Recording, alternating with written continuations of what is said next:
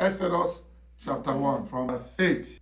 Verse 8 says, now there arose a new king over Egypt, which knew no Joseph. We're going to go back to investigation. How many years did God promise Israel that they will be in Egypt before he will put them out? 400 years. Number one, Joseph was 17 years when he was sold into slavery. Genesis 37, 18 to 36. This is the beginning of the calculation. Then you will see again that Joseph was 30 years when they took him out from prison to appear before the presence of Pharaoh. If you remove 30 years from 17, how many years remains? 13 years. So throughout the time of abundance, 7 years, the parent didn't come. You can see it in Genesis 41, 53.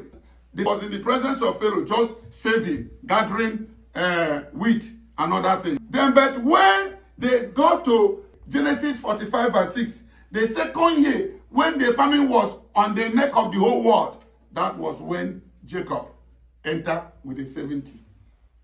What did I say before? That Joseph was 17 years when they sold him, and Joseph was 30 years when he came out in the presence of who? That meaning, I said I owe you to explain in future that when you remove 30 from 17, we have what? 13. But before then, I said, let me remind you that there were 2 sevens, 7 years. One was the 7 years of abundance, which Joseph started gathering. I heard because of the forthcoming what? Famine. Then after then, in the second year of the international year of famine in Egypt, in that year, that was when we see the 70 coming inside. That Jacob was 130 years when he entered Egypt. Go to Genesis 47 verse 9. Add that 7 years. 7 years to his 30th year. Because when he came, Pharaoh appointed him. And when Pharaoh appointed him, he spent 7 years to gather. And when Pharaoh appointed him, he spent another 2 years before his father came. 7 plus 2 is 9. 9 plus 30, 39. Automatically, Joseph was 39 years when he saw his father.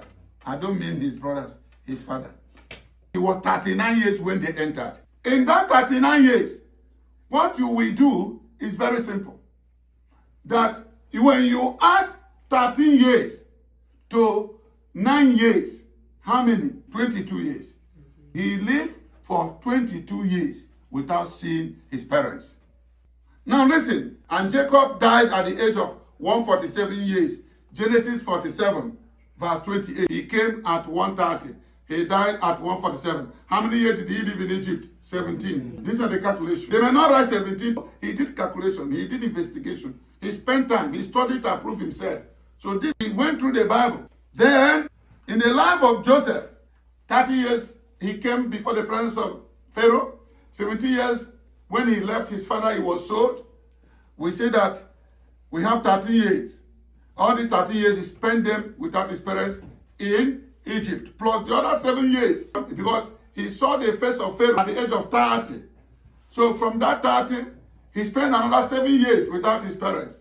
He spent another 2 years in the time of hardship without his parents. So the parents met him in Egypt at the age of 39. He was living without his parents for 22 years. We have noted that Jacob entered Egypt at the age of 130, and he died at the age of 147. He only lived for 17 years in Egypt. So he lived that time with Joseph. Joseph saw his father again for 17 years. Israel spent 430 years, because that was the time that the Bible says, here come a king that knew no Joseph. So, and he started introducing hardship. And the man that has come to break out from the covenant between Joseph and the government of Egypt. So this man said, I will not believe it. I'm not going to honor it. Though I know there are witnesses everywhere where the history of Joseph has been what? Written. And the agreement that they have been given favor by Pharaoh. I will not recognize that covenant again. That is the reason the Bible says a king that knew no Joseph. It's not a facial contact. You have seen that Joseph lived for 110 years before he died. You can see it in Genesis.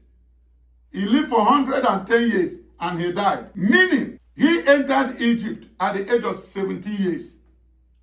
17 minus 110, what do you have? 90. But if you want to follow what the Bible says, the counting supposed to start from when Jacob entered. When Jacob entered. Because Jacob was the one that God anointed to be the Israel, not Joseph.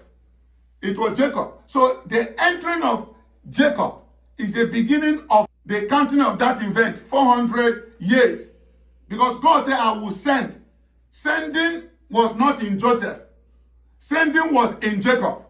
So Jacob entered when he was how many years? 130 years. From that day Jacob entered, that was the time God started counting the beginning of the 400 years he promised Abraham. Then look at Genesis 47. Look at Genesis 48. Look at Genesis 49. Look at Genesis 50. Then look at Exodus chapter 1 to verse 8. This is that 430 years. Because Israel surpassed the time. They did not remember to say, God, we want to go. And then a king came and the king started dealing with them. And then they remember the promise of God and begin to cry to God. Between Genesis 47 verse 9 to Exodus chapter 1 verse 8 is the totality of 400 and what? 30 years. Between Genesis again 47 verse 9 to Exodus chapter 1 verse 8, inside it included those 400 years that God promised Abraham that his children shall live well, Egypt. When you calculate the time that Jacob entered and you take it off from the period of 430 years, you will see between 300 to 350. When we are talking about the Pharaoh that knew no Joseph, it was not that the first Pharaoh died and another one came and changed his mind. No, it took couples of Pharaohs. Maybe before either the fourth Pharaoh or the third Pharaoh or the fifth Pharaoh, depending on the year they spent. So there was a very big gap. So that gap started from the time when Israel entered. That's when they started counting.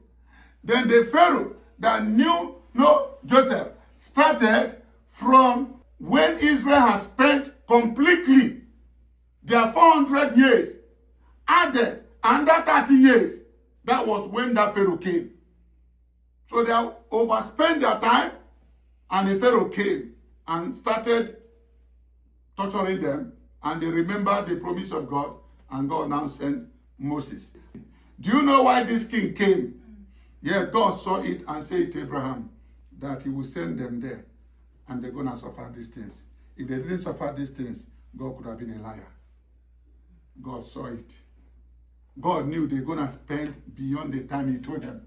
But God did not tell them, you will overstay. God only told them, you have my 400 years.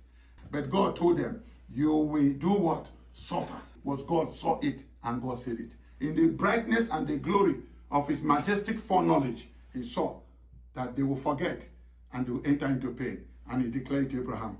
And as he said it, it came to pass.